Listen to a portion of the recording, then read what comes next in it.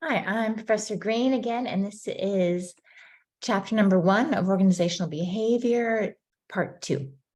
So 1.2, critical thinking, learning objectives. So again, reviewing now why we want to think critically about human behavior, right? We don't just notice that somebody is cheating, or notice that somebody is networking, or notice that somebody is leading.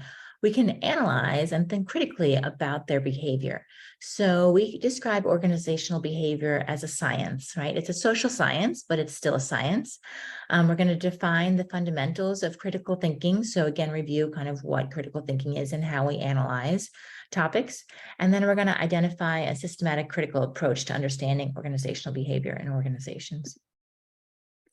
And here the author says, it's not rocket science, but it's much more complicated. Yes, because in rocket science, she says, at least engineers know that if a fuel is heated at a particular temperature, enough combustible energy will be released to launch a stationary rocket. Yes. And though tracking of an orbit requires a great deal of careful and precise estimation, the spaceship adheres to the fundamental laws of motion. Very true. Here in organizational behavior, right, it's not defined by such dependable properties, because one person at work is motivated by financial incentives, another prefers vacation time, while one person is loyal and obedient to a supervisor who's demanding, directive, and harsh, another rebels against such a leader. I've definitely had that experience. And then although there are clear differences between people, there are always differences within a person, right? As you've noticed, you've studied something in undergrad and now you're studying something different in graduate school. Even if you're studying business again, you're probably focusing on something a little bit different, a little bit more advanced. Maybe you're doing a different school, etc. Personally, I've actually worked in rocket science as well, right? As you all know, I was an engineer undergrad, and one of my projects was at Vandenberg Air Force Base. Yes, those are very scientific. That is a lot of hard work. That was 3 years, 3 years of my life, creating a rocket launcher. But at the same time, organizational behavior, right, is just as scientific in my experience. And as the author says here, so many variables that are unpredictable, right? A rocket launcher can be much more predictable, right? Pouring concrete, you know how that's going to work for the most part. Implementing a new employee at work, a new hire, you kind of know what's going to happen, but you don't always know. So they've conducted thousands of studies in OB, trying to isolate explanations for why people do what they do. This is what my dad did. He was so curious about this in the 70s. Why teams are productive? Why do some organizations outperform others? Again, really revolutionary for 40, 50 years ago, now very mainstream. And so the questions that are addressed by OB are, how should rewards such as pay raises be allocated? If you think about your human resources organization, a team within your organization, right? They spend all day, every day thinking about rewards, pay raises, who's getting hired next. How can jobs be designed for both job satisfaction and high performance? What are the ingredients of successful teamwork? How can a manager deal with resistance to change?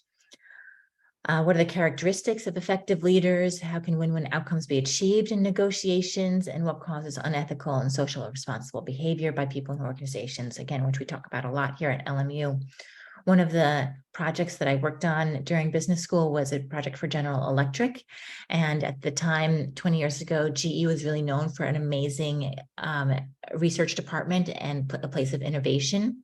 It's lost that place actually in the last 20 years. But at the time they could see it slipping, and they wanted to make sure, they wanted to find out how could they keep those engineers in-house? How could they motivate those engineers to continue innovating, that to get more money and more respect? Those engineers then became managers and became a lot less technical, or they left and they went to places that really only did research, where they felt like they were more recognized. And so my job as a consultant to GE was to go in and interview these engineers and understand what motivated them. Was it money? Was it work-life balance, whatever it was, what we found out was recognition, right? Those engineers, all they wanted was every year or every couple of months, a certificate, their manager to come in and say, like, you're doing a great job, you're doing awesome. They wanted validation that what they were doing was in line with the organization. They wanted somebody to recognize what they were doing. And when that happened, then they were happy to stay within the organization. And if you think about yourself, that probably is what motivates you quite a bit too, when your boss or someone says, like, you're doing great. Last week or yesterday, I got a PR release sent out by LMU about a project that I ran over the summer with my international students. That was amazing validation for me to see that LMU really valued all the hard work that I put into this consulting course with my international students. It was a lot of work. It was, oh my gosh, so much work for the pay. But LMU really appreciated that. They sending out worldwide PR releases with a picture of me and my students and saying and reporting on what great work that we've done. And that motivates me to stay and do this work again here at LMU. Why do good managers make bad decisions, right? We see that a lot, unfortunately. Too often, managers make mistakes when it comes to fostering conditions that inspire positive outcomes in the workplace, such as performance, satisfaction, team cohesion, and ethical behavior. So we will look at that and analyze, where did they falter? Where did they make a mistake? Very often there's an absence of scientific approach, right? That rather than relying on a clearly validated scientific discoveries, the research that we've seen, they will use less reliable insights such as gut feeling, intuition, the latest trend, right? That Salesforce initially said, oh, the latest trend is to let everybody work from home. And then Mark Benioff said a couple months later, oops, just kidding. This is not working for our organization. People are not being productive. They're not being efficient. We're pulling them back into the office, right? What a highly paid consultant might say, right? I've been one of those consultants. Sometimes our advice is good. Sometimes it's not spot on. What's being done in another company, right? Each individual situation is different for each individual. So managers can make mistakes. For ill-conceived incentives, like at GE, they were offering them more money to contribute. They were still losing engineers. Misinterpret employee behavior. I felt like very often, sometimes my behavior in the workplace was misinterpreted. Failed to account for the many possible explanations for why employees might perform poorly. So again, really important to make this a science and think critically about our decisions in the workplace. How do you know what you know? There are 4 primary ways people come to know what they know. And that is, one of those things is intuition, right? If we know something without a particular explanation, reasons because of a gut feel, and our knowledge is based on intuition. A lot of times we do base our decisions on intuition, and those can be good and they can be not good. But we also base our experience here on experience. Freudian slip, we base our decisions on experience, right? From different experiences that we've had from our personal experience. That's why we look a lot in this course at our personal experiences, so that you have a foundation and a baseline for decisions in the future. Authority. How do we know that smoking causes cancer, right? Because of the study and the knowledge. So we also have experts and knowledge in OB from decades of research. And science. If we know something from accumulation and reliable evidence, then our knowledge is based on science. What does it mean to think critically? Again, maybe you took the GMAT, but you probably took the SAT, right? That was all to test your critical thinking skills. What does that mean exactly? To really test and analyze a situation, because some of these common ideas about behavior in the workplace can be wrong. A happy worker is a productive worker, not necessarily. 2 heads are better than 1, probably, maybe. Money is the best motivator, as I just spoke about at General Electric. Definitely not. Definitely not when it comes to teaching. We don't get paid all that great. I could be making double as a consultant, but I'm motivated by other things here. I'm motivated at the impact that I make. I'm motivated by my work life. Well, sometimes I work a lot here at LMU, but about my flexibility. That's why professors are so grateful for their jobs, is because for decades, we have tons of flexibility. We decide when we come and go, and that is so valuable. Definition of critical thinking: a systematic and comprehensive process of making objective, unbiased assessments of facts when forming a judgment, right? So facts, unbiases, so that's the word, right? Looking at a situation without a bias, being objective. So that is what we talk about when we think about critical thinking. Critical thinking has these 4 or so main attributes: intellectual humility. If you think about your managers in the past that have been the best, they are willing to admit mistakes or errors and alter their opinions in a different direction. They have humility. They can recognize the limits of their own logic and intellect. Right? Also, there's confidence in reason. Critical thinkers are willing to go where the evidence leads. So they're confident that evidence and hard facts are the most reliable guides to good judgment, right? Yes, there's intuition, but they also look at the facts. If you think about a McKinsey consultant who is in my opinion, like one of the pros, major professionals in critical thinking, that's why they're hired, is for their top-notch critical thinking skills. Because they can very quickly look at all the facts and select which ones are the most pertinent, which ones are the best pieces of evidence, and which are the most reliable in order to make it a quick decision or a decision. You have intellectual curiosity as well. Someone who loves exploring new topics, learning new things, gaining knowledge in any form, right? That's again why people do well in the workplace, right? Because you are curious about what you're doing. You're intrinsically motivated. You want to learn new things. That's probably why you decided to go to graduate school, because you like actually to think critically.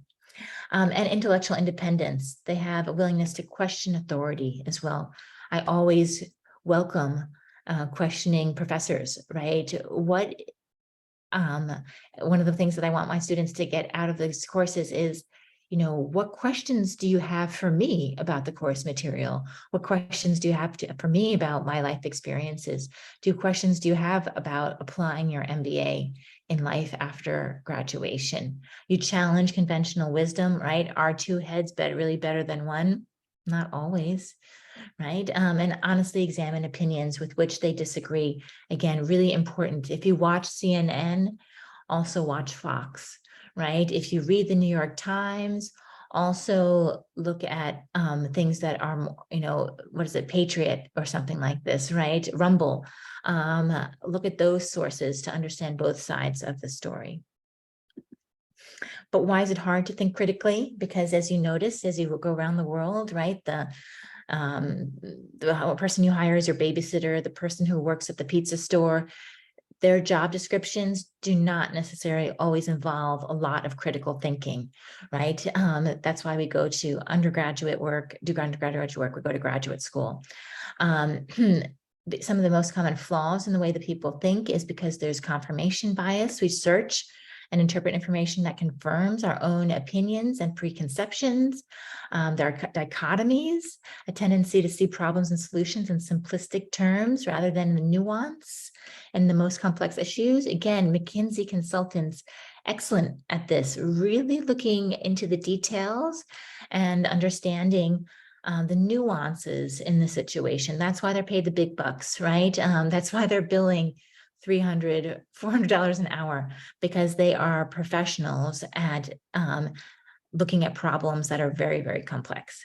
The bandwagon effect, right? Not jumping onto groupthink and herd mentalities, and selective perception, the tendency to notice or perceive only certain bits of information. So really important when we think critically. And what are the steps in the critical process? Let me go and open up the slide share here. The slideshow. That here are things like a list of universal standards and critical thought. And I won't go through all these right now, but really important to be aware of these, because of the questions that can be asked to understand complex issues, right? Looking at clarity, what is the definition of your concept? Can you give me an example, right? What is the accuracy?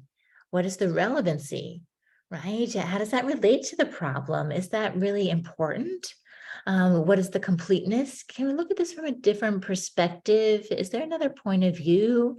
I love this slide. I'm going to present this slide in all of my courses. I teach business ethics as well to the undergraduates. Really important. Significance. What's the most important problem to consider here? Which of these facts are most important? Fairness. The conclusions are justified, fair, and free from bias or prejudice. Precision. Can you be more specific? Can you give me more details? I was raised in this interview mentality. So how you converse is asking people questions to get to know things about them and genuinely interested in the answer.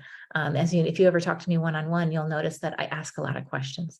These are the types of questions that I ask because I really love getting to the base of the issue of the problem. Depth. What is the situation? What makes this a difficult problem? What complexities exist? And logic. What do all facts make sense together, etc. So a really great list of questions to ask when you potentially are a consultant or you're a manager having to resolve an issue with your employees. 2 or 3 more slides here, and then we'll finish up section 2. Critical thinkers that help determine the validity of the expression, right? Money is the best motivator, right? As I said, I already gave you the answer. Money is always not the best motivator. What is your definition of motivation? Here, it contains questions that you could ask and the corresponding critical thinking standards. What about people who are motivated without earning money? This is the logic piece. So we'll go through these things in class, but I think it really interesting to see, is this fair, right? Is this significant, etc. Evidence-based management. This is making decisions based on hard facts. These are some key terms here about what really works rather than on dangerous half-truths. Really important, right? Often you give your parents sometimes half-truths, or you did as a teenager, right, to help them make a decision in your favor. You know what that probably means. Or even today, talking to a colleague or a friend, sometimes we give them a half-truth if we're trying to convince them of something, but their job is to really understand the full truth. Contingency thinking means that rather than assuming that there is one best or universal solution, answers to questions might depend on other factors. And as we'll see, as the textbook says, right, very often the answer in management is depends, right? I remember that in my finance course in business school, all these numbers that we compute, all these line items of, hundreds of factors that go into determining if a project is going to be financially successful or not. And at the end of the day, the professor says the answer is always, it depends. Right? And that is it. I won't go through the study guide for the organizational behavior. That's for you to review before you take your quiz, your weekly quiz on this chapter. I hope that you enjoyed this. As I said, I'm going to skip the 3rd section. So there will be only 2 videos in chapter 1. We won't be doing ethics. And I will leave that again up to Professor Thies, Professor Daggett to speak to you about. All right. Thank you so much for joining me. And I look forward to seeing you in chapter 2.